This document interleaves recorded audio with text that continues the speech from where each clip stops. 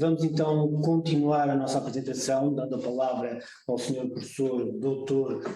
Hugo Luz dos Santos, que nos vai fazer uma breve apresentação sobre o seu mais recente livro, a responsabilidade penal das pessoas coletivas na era do compliance. Sr. Professor, antes de mais, muito bem-vindo, nosso obrigado em nome da RSA pela sua presença e também por enobrecer, obviamente, esta nossa iniciativa. Doutor? Renovar os cumprimentos a todos que nos ouvem desse lado, começando por agradecer ao amabilíssimo convite que me foi feito pelo Dr. António Raposo Subtil, estendendo os cumprimentos ao mestre João Luís Soares e a todos os presentes, dizendo que é para mim uma honra estar convosco e partilhando algumas reflexões que não tenham muito sentido, que eu não digo grande coisa, não digo nada de jeito, mas no sentido de pensarmos em conjunto qual foi o impacto que a Lei 91 de 2021 teve, tanto do ponto de vista substantivo e para a matéria que aqui me traz, do ponto de vista processual. Ora bom, eu não vou abordar exaustivamente a questão, em concreto a Lei 91 2021, 21 de dezembro, isso deixarei para outra oportunidade se me derem. O que eu pretendo fazer aqui hoje é uma apresentação, diria que sincopada e cingida ao essencial, dando, isto não está aqui, ok, dando aqui uma breve panorâmica geral daquilo que este pequeno livro, em todos os sentidos, trata. Ora bom, o livro está dividido em duas partes, tem uma parte geral e tem uma parte especial. A parte geral tem como objetivo primacial burilar e, acima de tudo, cinzelar algumas bases dogmáticas e alguns pilares identitários que servem para escurar o processo penal da pessoa coletiva ao nível principial. E porquê que isto acontece? Os senhores sabem isto melhor do que eu. Há princípios já anquilosados, já bem sedimentados, o processo penal da pessoa singular. Bom, é quase um aqui comunitário, mas denota-se uma falta, quase uma ausência gritante, de processos, de princípios exclusivamente vocacionados para o processo penal da pessoa coletiva e dentro deste âmbito vocacionados para a criminalidade da empresa. E aqui gostei muito da distinção que o Dr. Subtil fez, criminalidade da empresa e criminalidade na empresa. É uma distinção muito, muito feliz. Mas revertendo outra vez à problemática que aqui nos traz, a matéria do compliance ganhou foros de cidadania jurídica com esta Lei 91, muito aguardada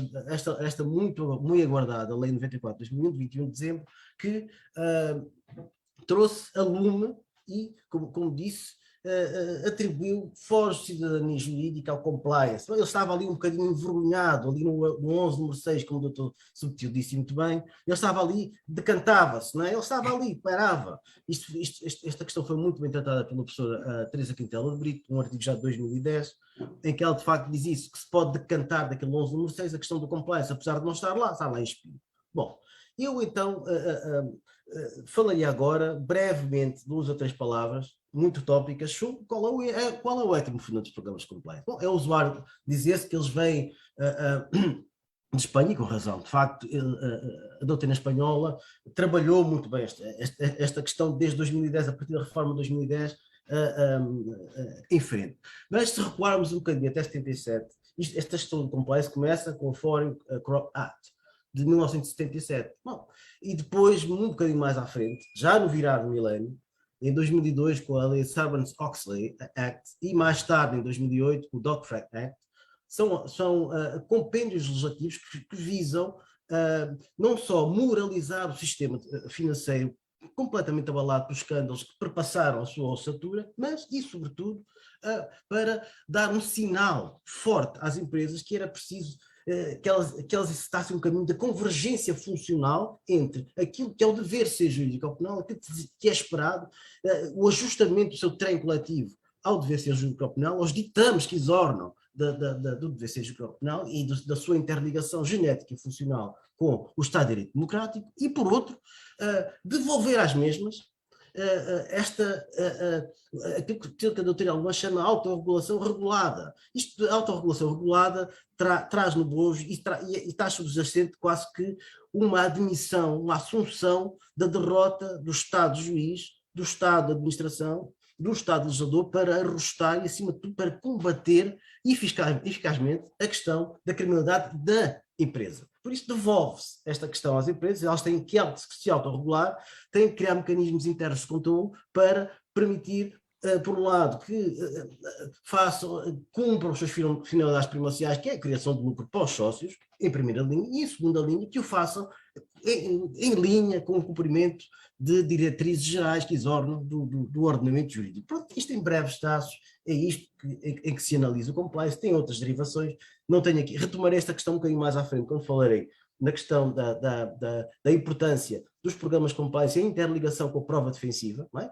O compliance tem duas funções, tem uma função preventiva, que acabei de falar, de prevenir a prática de crimes no contexto empresarial e, sobretudo, uma função defensiva, no sentido de que a empresa, estando bem organizada, pode provar em tribunal, como quer dizer, pode invocar, aqui uma distinção subtil entre ónus da prova e ónus da argumentação, retomarei isto um bocadinho mais à frente. Ora bom, esta questão do compliance interliga-se assim com a questão, por um lado, das investigações internas, já falarei delas um pouco mais à frente, e com a questão da prova defensiva, para a exclusão ou mitigação da própria responsabilidade criminal.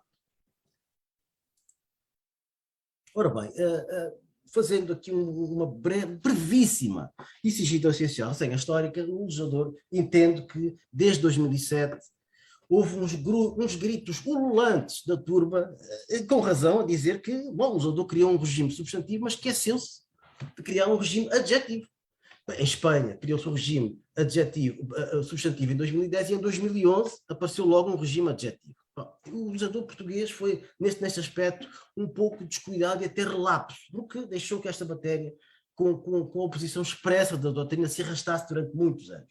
Entendo, e este livro fala disto, este pequeno livro que escrevi, trata desta questão. Tenho um outro livro muito maior, com cerca de 1000 páginas, que trata essas questões com mais detença, mas não convido os autores a ler, irão de certo adormecer, e trago-vos aqui uma breve síntese para poupar-vos a essa malaxação. Bom, dizia eu que entendo que o legislador incorreu, desde esta data de 2007 até agora 2021, numa inconstitucionalidade material por violação do princípio da proibição do déficit ou da insuficiência. Esta questão, este princípio, esta inconstitucionalidade surge muito bem tratada no célebre acordo do Tribunal Constitucional 75, número 2010, relatado pelo seu conselheiro Sousa Ribeiro, onde ele, de facto, noutro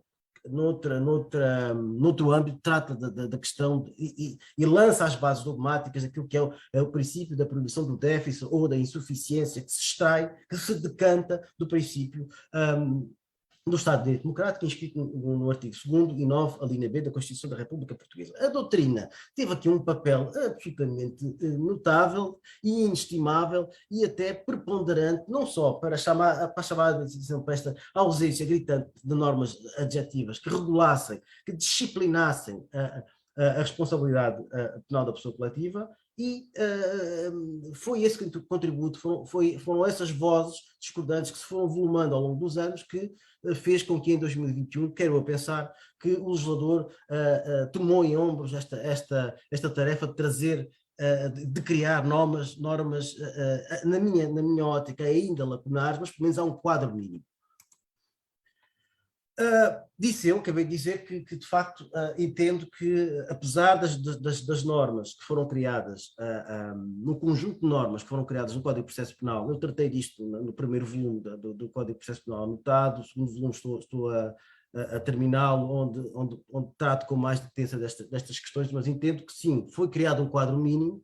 Este livro traça esse quadro mínimo e exorta o legislador a criar esse quadro mínimo, mas vendo assim ao de leve aquilo que o legislador criou pelo decreto-lei, pela lei 94/2021, entendo que o quadro mínimo está cá, é verdade, foi criado e saúda-se, mas ainda não é uma disciplina completa. Bom, não tratarei disto aqui hoje. Acabei de dizer que os pressupostos objetivos do princípio da proibição do déficit foram lançados e sedimentados por este célebre acordo, que está aqui citado. Esta questão da proibição do déficit relacionada com a disciplina processual da responsabilidade penal das pessoas coletivas, interliga-se com o princípio da segurança jurídica, que durante muito tempo não houve. Quer dizer, houve aqui uma carolice por parte da doutrina, que foi exortando o legislador a criar uma disciplina normativa específica para a responsabilidade penal das pessoas coletivas, e a jurisprudência foi cinzelando alguns contributos, mas aqui e ali descompassados, dispersos e descompactados. Ou seja, porque não havia uma disciplina legal, a doutrina e a jurisprudência, de forma sinergética, foram criando estes contributos, cada uma no limite das suas capacidades, mas não havia um quadro mínimo. E isto interliga-se, caros colegas, com a questão da segurança jurídica, ou a falta dela, que foi tratada num outro âmbito, pelo Código do Tribunal Constitucional 442 de 2012, em que se fala numa distinção que eu falo aqui no livro também, entre certeza na orientação. O legislador deve criar normas concretas, precisas e incondicionais, de forma a projetar confiança no ordenamento jurídico, e, por outro lado, o Estado, esse Estado legislador deve ainda está obrigado, está injungido aquilo que Zipelios e este Acordo do Tribunal Constitucional chamam de segurança na implementação, ou seja, não basta que estas normas sejam criadas, mas é necessário que as normas sejam implementadas de uma forma segura, eficaz e conforme com os ditames que exornam de certeza na orientação. O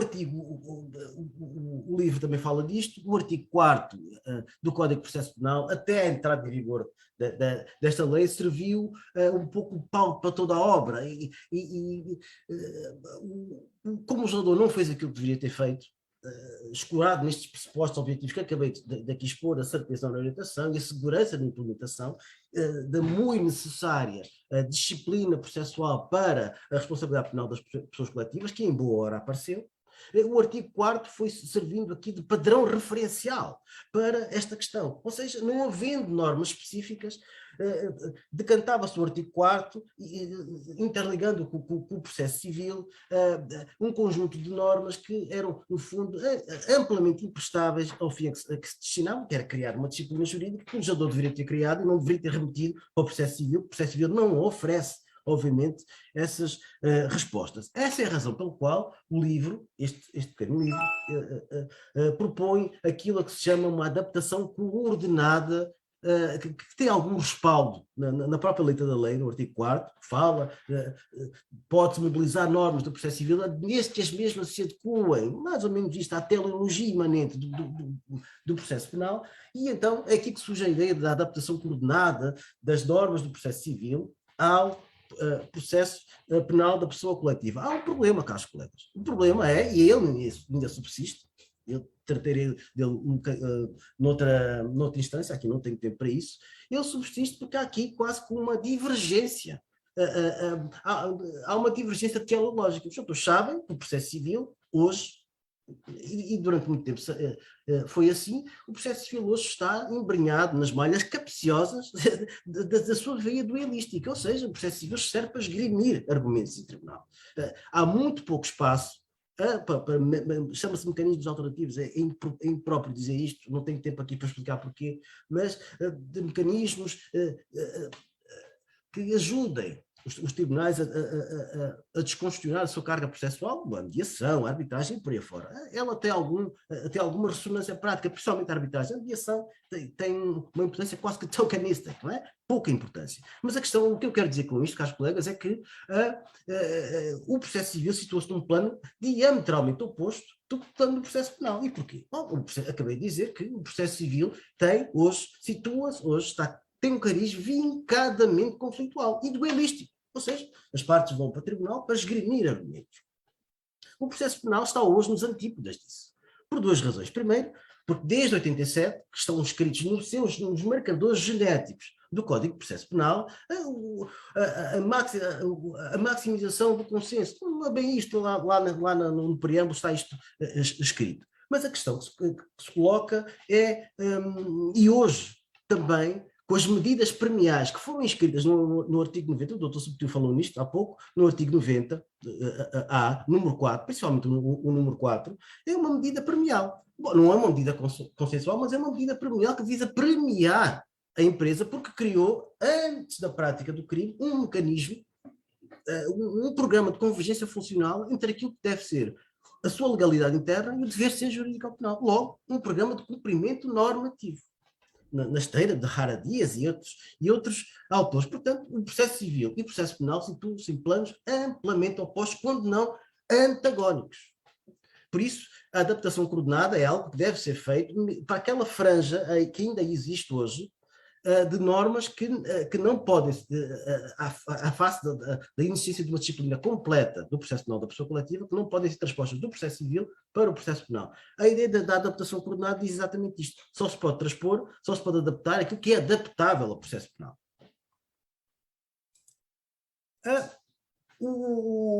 Comecei por dizer, caros colegas, que denotava-se, ainda se nota que o processo penal da pessoa coletiva estava um pouco órfão de princípios reitores da sua disciplina. Bom, temos os princípios que perpassam todo o processo penal, que se interligam com o Estado de Direito Democrático e com o princípio da dignidade da pessoa humana, escrito no artigo 1 e no artigo 2 e no artigo 9, mas a pessoa coletiva, obviamente, porque não pode ser antropomorfizada, não pode, obviamente, beneficiar do princípio da dignidade da pessoa humana, por isso temos que encontrar outro tipo de fundamentos que consigam guiar, disciplinar o processo penal da pessoa coletiva. Bom, senhores, e é aqui que aparece um dos princípios reitores que estão inscritos no livro, que é o princípio da equiparação parcial do universo das garantias de defesa atribuídas à pessoa física, que devem ser atribuídas à pessoa coletiva. Bom, isto tem algum respaldo na Constituição, no artigo 12, número 2, principalmente o artigo 12, número 2, o artigo 18 e o artigo 31, número 2.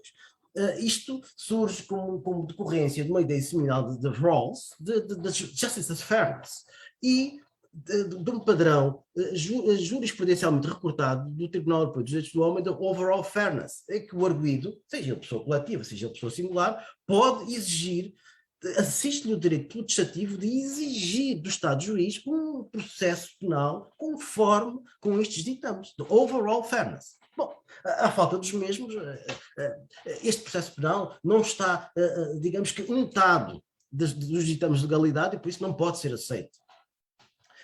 E o princípio da dignidade, outro dos princípios é o princípio da dignidade funcional, não já o princípio da dignidade da pessoa humana, porque o processo penal da pessoa coletiva está voltado para a empresa, ou para as entidades cooperadas, e não para o indivíduo. O princípio da dignidade funcional da pessoa coletiva, que deriva conjugadamente do artigo 61 e do artigo 62 da Constituição. E ele verte-se desdobra-se em duas acessões. Não tenho aqui tempo para falar da primeira, tem a ver com as sociedades comerciais, não vou amassá-los aqui com isso, caros colegas, mas a segunda, a vertente negativa, tem que ver com o direito à não eliminação de posições jurídicas, designadamente ao nível do processo penal. Ou seja, só porque a pessoa coletiva não se interliga com o princípio da dignidade da pessoa humana, não quer dizer que lhe possam ser retiradas, que lhe possam ser subtraídas garantias do processo penal, designadamente aquelas que derivam do artigo 32 da Constituição. Logo, há aqui um direito da pessoa coletiva à não eliminação de posições jurídicas do ponto de vista processual. E é aqui que encaixa a vertente negativa do princípio da dignidade funcional que propus para a pessoa coletiva.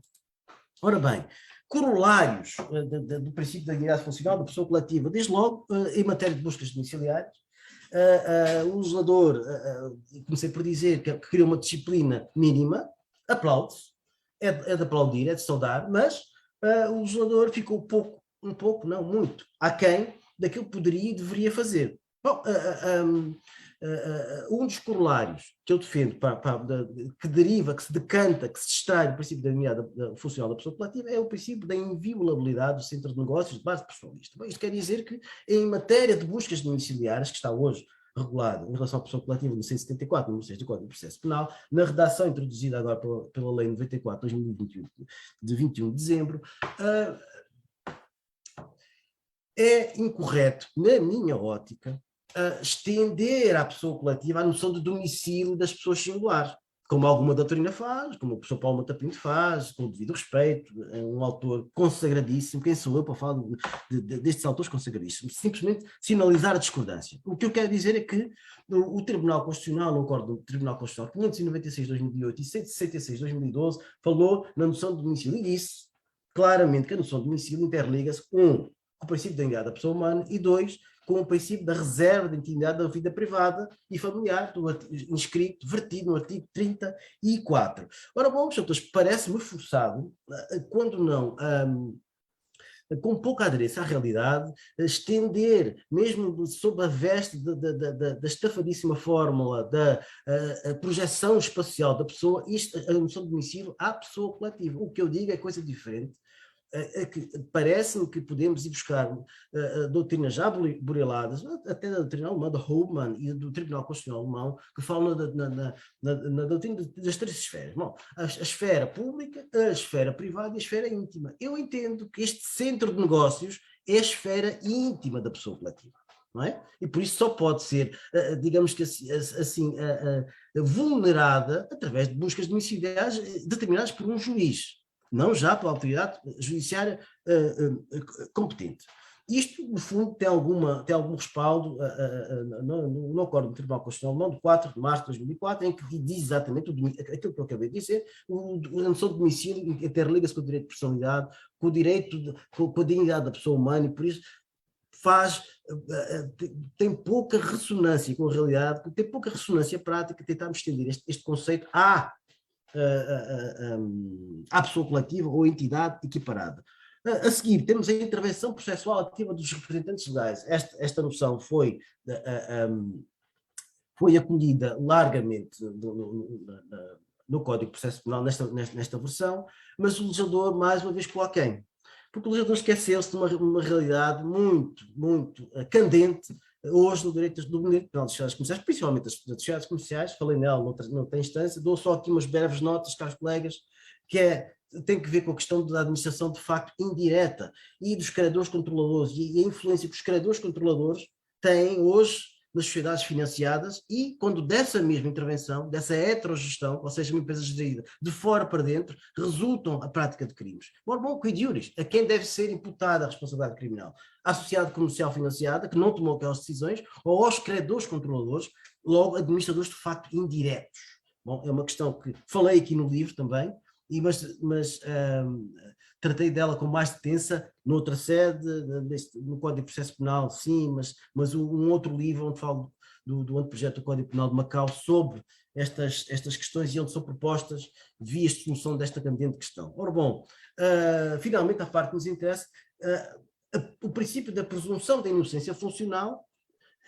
Trata-se de um novo princípio, que obviamente deriva do princípio da presunção de inocência, escrito no artigo 32, mas um princípio de inocência funcional, ou seja, verificados determinados pressupostos que estão vertidos no livro, desde logo a nomeação do compliance officer, por exemplo, a nomeação do external gatekeeper, não só haver bons programas de governança corporativa, principalmente da questão de haver canais limpos e desempoeirados de whistleblowing, prevenir a questão do reverse agency problem, que é uma questão muito candente nos Estados Unidos, ainda não chegou aqui, mas falei nela no livro, sim, em traços gerais, falei nela noutro sítio, de forma mais detida. Bom, e hoje o legislador parece-me que acolheu, pelo menos no número 4, do artigo 90, número 4, a questão do princípio de inocência funcional. Porquê? Porque, se todos reparam bem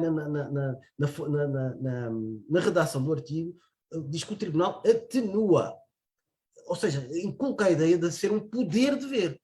Havendo um programa de compliance aplicado, implementado, por isso é que falei isto no princípio da insegurança na implementação, havendo um programa de compliance implementado antes da prática do crime, o tribunal quase que está aí obrigado a atenuar especialmente a pena. A questão que se coloca agora, caros colegas, é quem é que tem que invocar o quê?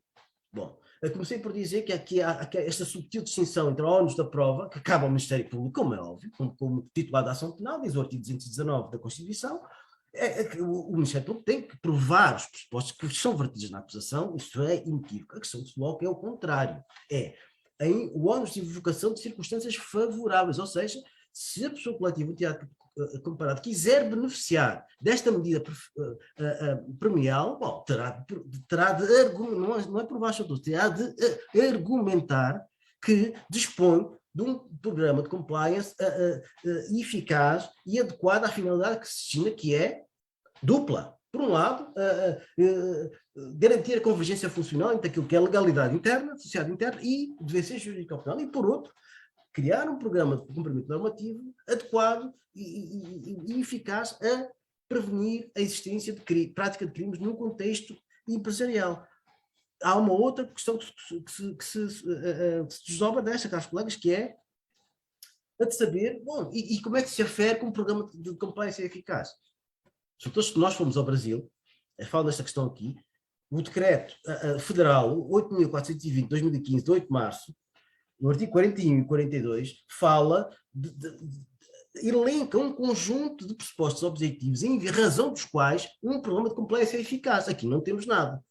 Ou seja, isto vai ficar um pouco ao arbítrio do julgador. O arbítrio do julgador das autoridades judiciais competentes, o Ministério Público que acusa e confrontado com acervo de informação, acusa mesmo em face da invocação de circunstâncias favoráveis, e o juiz vai decidir daquela questão. Quando deveria haver da parte do legislador, lá está aquilo que eu falei, senhores, a certeza na orientação, criar um conjunto de pilares identitários de compliance para dar às empresas um guia de orientação. Bom, eu vou criar um programa de compliance com estas diretrizes, como este decreto federal 8.420 de 2015 faz, e dizer, em razão destes pressupostos objetivos vertidos nesta lei, bom, eu vou criar um programa de compliance que me vai garantir a finalidade dupla, preventiva, de evitar a prática de crimes e, defensiva, que se isto chegar a julgamento, eu vou poder invocar um conjunto de circunstâncias que vão alijar, vão atenuar, ou excluir, ou pelo menos atenuar a minha responsabilidade jurídica ou penal. A lei, agora no 90, número 5 do Código Penal, diz o contrário. Se as empresas não criarem um programa de compliance, podem ser punidas. Aos autores, isto é velha tática, e isto diz-se muito no direito de processo penal dos Estados Unidos, que é da stick and carrot. Dá-se a carrot no número 4, diz que crias o programa de compliance, beneficias da exclusão ou da atenuação da responsabilidade criminal, não crias stick, és punido. É este critério dúplice que está hoje no artigo 90A, número 4 e no número 5. Dizia eu que era preciso que o legislador, na sua veste rútila de criador de leis, criasse aqui um regime seguro, certeza na orientação e segurança na implementação, para servir de guia referencial às empresas, aquilo que elas podem criar ou não, e aquilo que é ou não legal, e aquilo que as vai beneficiar no futuro. Porque senão todos caímos aqui o processo penal das pessoas coletivas dos Estados Unidos é ainda usado, não é? É muito a falar, as pessoas falam muito disso, mas as pessoas não têm bem noção do que é.